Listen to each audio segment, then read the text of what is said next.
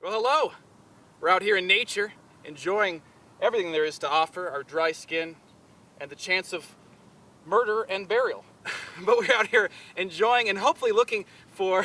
Well, we are looking. We're not hopefully looking. We're hopefully finding. Hopefully finding some reptiles, right? Yeah. Snakes, lizards, dead bodies. Whatever we find, we'll make sure to record and tell you all about. So join us on another exciting adventure, Reptile Dysfunction in the field.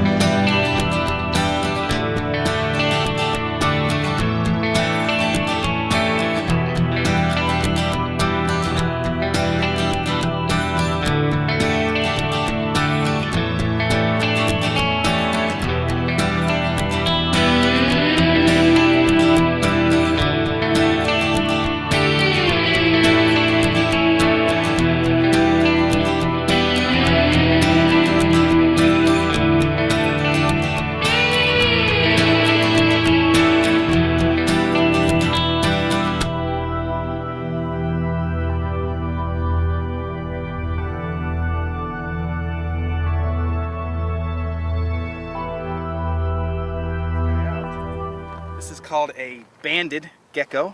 Actually, you can see he's lost his tail too. So the tail nub has come off. It's a defense mechanism for these guys. They can get pretty big, up to about 6 inches or so would be a real big one.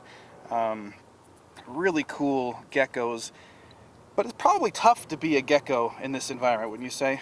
I would think so, Chris? yeah. On the menu for a lot of different snakes. Lots of critters want to eat this guy. Yeah, and so they have to kind of balance between, you know, getting that meal, that surviving, and not being eaten. So they can actually bring that tail over their head and kind of mimic a scorpion, which is kind of interesting. That's how we notice them a lot of times running around on the roads. Yeah. Just see them running around. And these guys actually, though, they do eat baby scorpions too. They're one of the few animals that helps kind of control their populations, but mostly just insects, small things that they can munch on. But yeah, really cool. And they're not always banded. I've seen individuals that are spotted and speckled and all in between.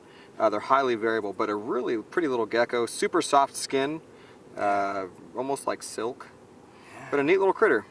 Very cool. We're going to let him get on his way so we can go find some more critters. And we'll see if he just goes back towards his bush over there. Neat little critters. It's a beauty. Yeah. Hey, the beaut. Joshua tree. Cool. Hey, can I ask you something? Yeah. Chris, does something seem a little off with Chris? Well, now that you mention it, yeah, after that scorpion stung him, he seems a little crazy. Yeah, like he's been staring at my tuchus a lot. So guys, we got a desert hairy scorpion. Believe it or not, California is home to about 42 species of scorpion. There's more scorpion here than any other state in the contiguous U.S. This is probably the largest species we have here. This is about 3/4 grown. They do get a little bigger. Relatively harmless. Yeah, relatively. You wouldn't hurt. You can kind of gauge a scorpion's potency by the size of its claws. The desert hairies have fairly narrow claws, so it might sting you pretty good, but we're just going to avoid any of that and just let him be. So, on to more stuff.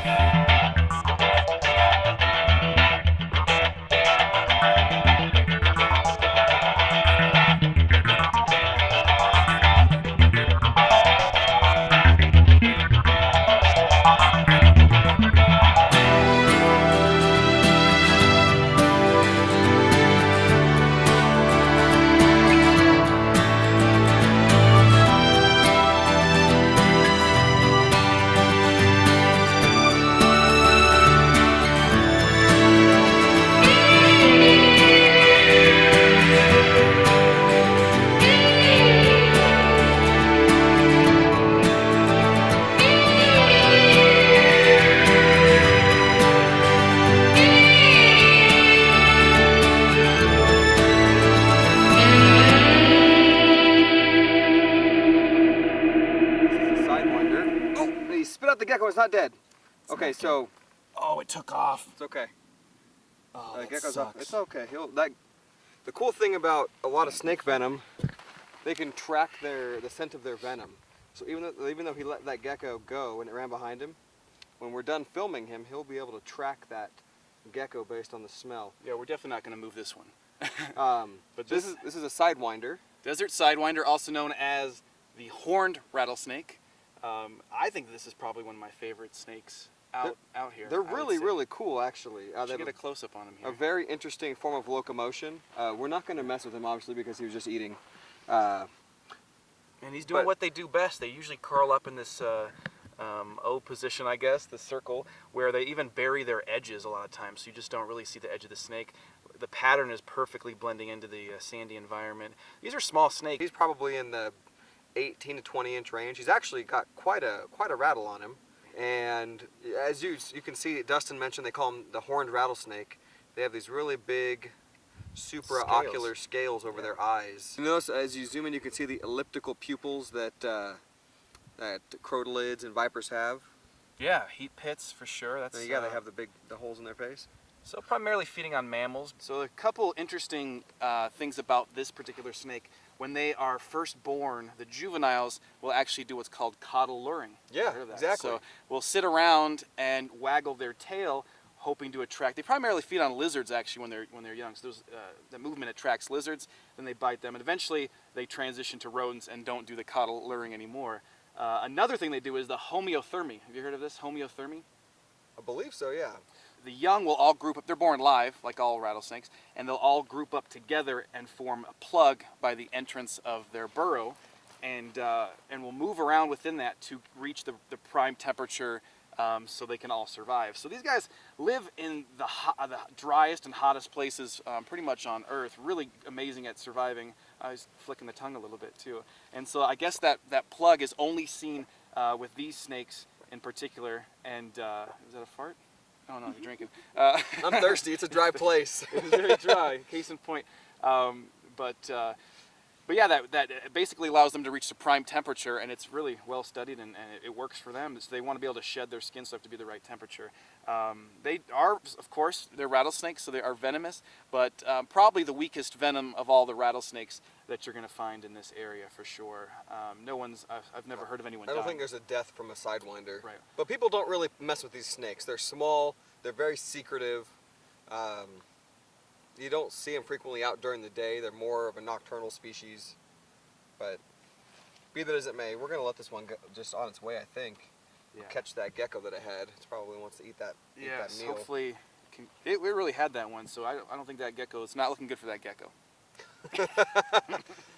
That's nature's way, But he as took off. somebody used to say. Usually on they TV. hold on to the lizards. Yeah, You know? yeah. Like snakes are smart. They know what they're biting into. So usually, they envenomate and just let it go because they don't want to risk injury or. But if it's a bird or if it is a lizard, they really want to pump some extra venom in there to make sure it doesn't escape. Things hit reptiles a little bit different than do mammals. So. Yeah. Well, very cool. That's a great find, dude. Shall we That was continue great. on? We should, actually. All right.